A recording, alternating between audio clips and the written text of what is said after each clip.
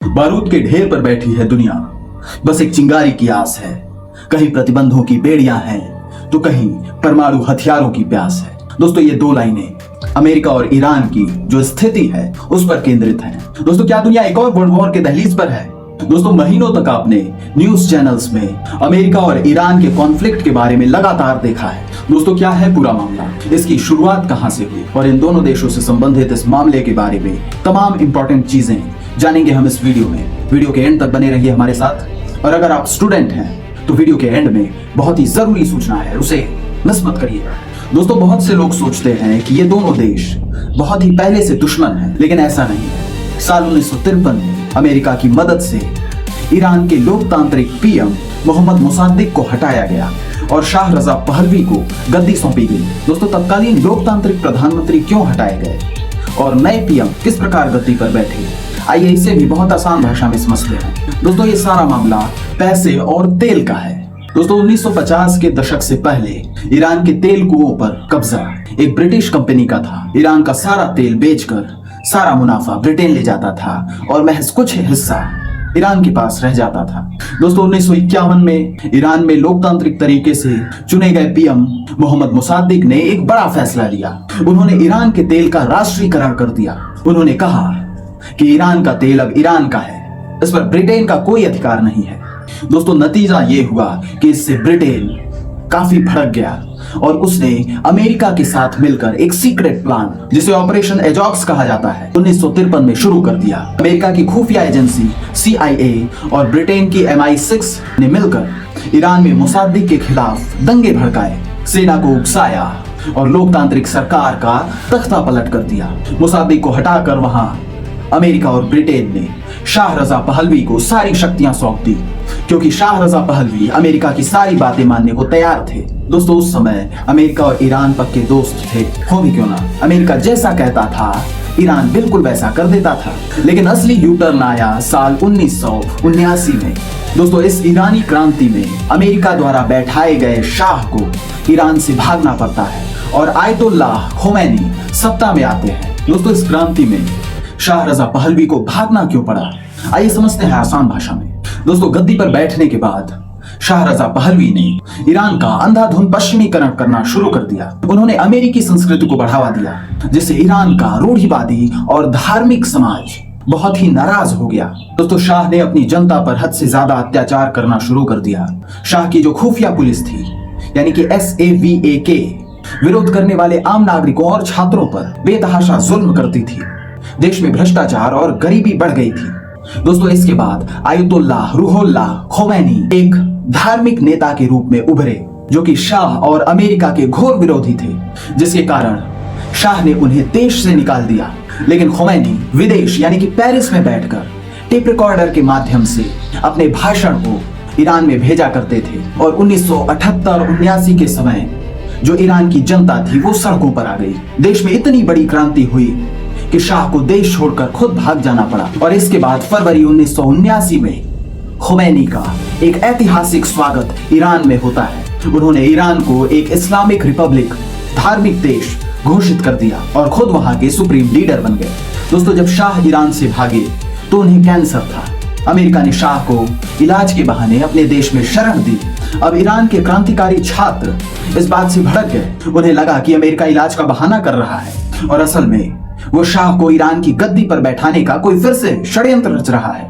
दोस्तों अब नवंबर 1979 में ईरान के कट्टरपंथी छात्रों ने तेहरान में स्थित अमेरिकी दूतावास पर धावा बोल दिया और वहां काम करने वाले 52 अमेरिकी अधिकारियों को बंदी बना लिया। उन छात्रों की मांग थी कि अमेरिका शाह को फिर से ईरान को वापस करे ताकि वो उन पर मुकदमा चला सके। दोस्तों यह मामला लगभग 444 दिनों तक चला, जिससे अमेरिका की बदनामी वैश्विक स्तर पर हुई और दोस्तों यहीं से ये दोनों एक दूसरे के कट्टर दुश्मन बन गए। दोस्तों कागजों पर अमेरिका और ईरान के बीच कोई ऑफिशियल फुल स्केल वॉर कभी शुरू ही नहीं हुआ, लेकिन यह एक प्रॉक्सी वॉर और इकोनॉमिक वॉर है जो दशकों से चल रहा है।